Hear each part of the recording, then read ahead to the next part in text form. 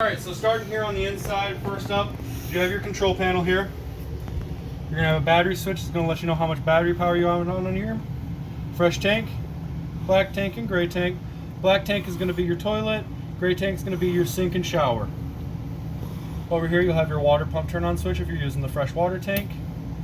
You do have tank heaters or little pads on top of the tanks, helps heat them up a little bit so you can use this a little bit later into the season. Water heater electric, like I said, we checked to make sure we had water in that first so I can turn this on without burning the element up. And then the water heater on gas. I'll turn this on. The DSI fault light's going to come on. When that shuts off, it will try and light itself. Both the switches for your slide out here, and then your awning extended retract switch. You do have some interior light switches here, and then you do have a Wi-Fi ranger. When you turn this on, you'll wait about 10 minutes, and you'll connect to your Wi-Fi range information here. On the other side of the door here, you're going to have your radio. Controls of this is going to be pretty simple. On and off, Bluetooth, Zone 3, which is your outside speakers. When you turn this on, you can control the volume for that. You have AM, FM. You can change your clock time and your different modes like aux, Bluetooth, TV, and things like that. You do have your zone speakers, and then you have your regular controls that you normally have on your radio.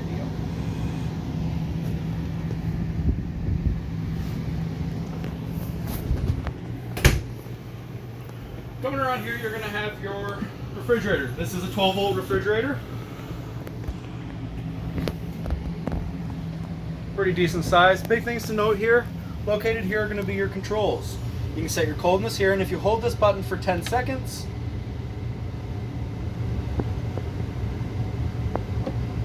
it will shut the refrigerator off. Now, this refrigerator is going to run on your battery at all times unless you shut that refrigerator off or turn the disconnect off on the front of the camper. You have your TV located here. You will need to run an auto scan on the TV anytime you want to use the antenna, anytime you move the camper. You'll need to find a new signal. Here you got your microwave.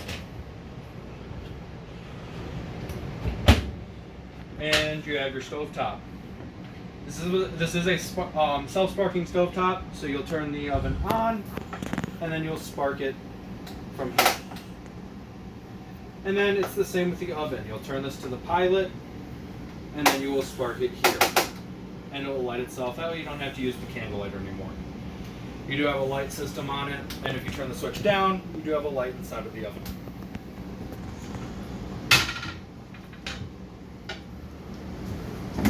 You have your sink located here, and your keys located on the handle.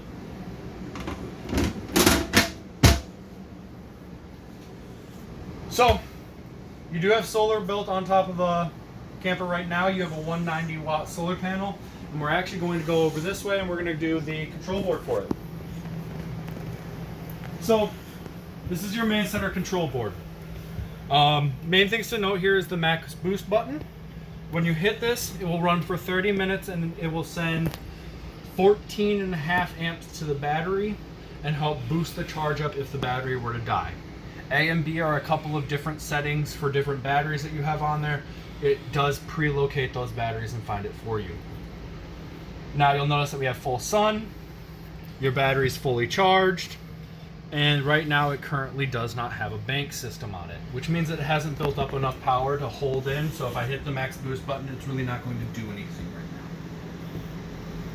now. And then you do have a little USB port on there that will charge via the solar system as well.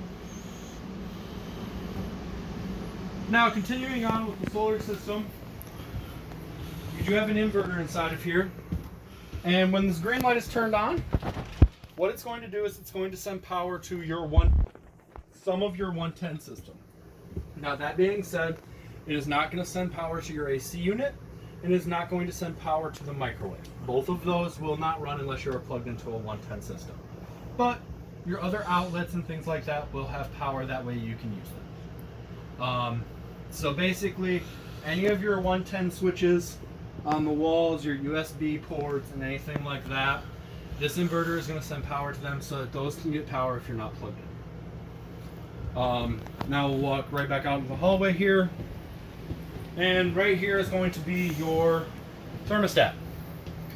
You have different systems on here. So if we go through the system settings, mode settings, we have your fan, off, cool,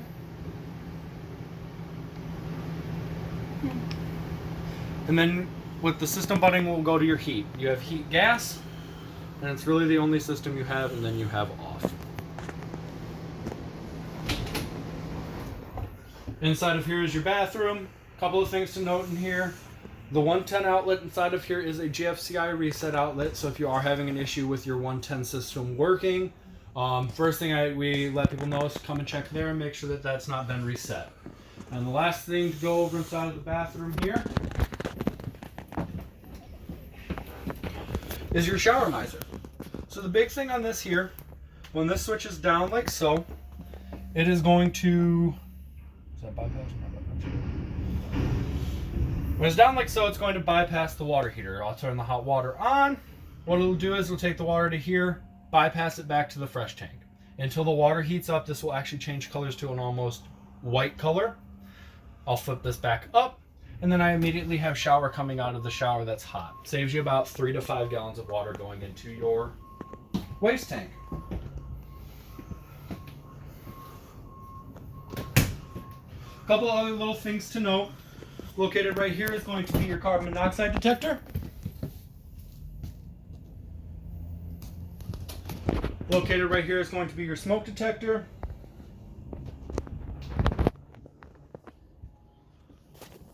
And located underneath the refrigerator is going to be your converter and breaker box. Inside of here are going to be all of your 110 breakers, and alongside of that is your 12-volt fuses. Now these do have a red light system that runs next to them, so that if a red light comes on, it lets you know that which fuse blew out. It's not a 100% reliable system, so we do tell people to check them if something does go out. And then into your bedroom. Main things to note here, you do have a TV backer here, and then like I said, your emergency exit door in case of emergency. I think we're good.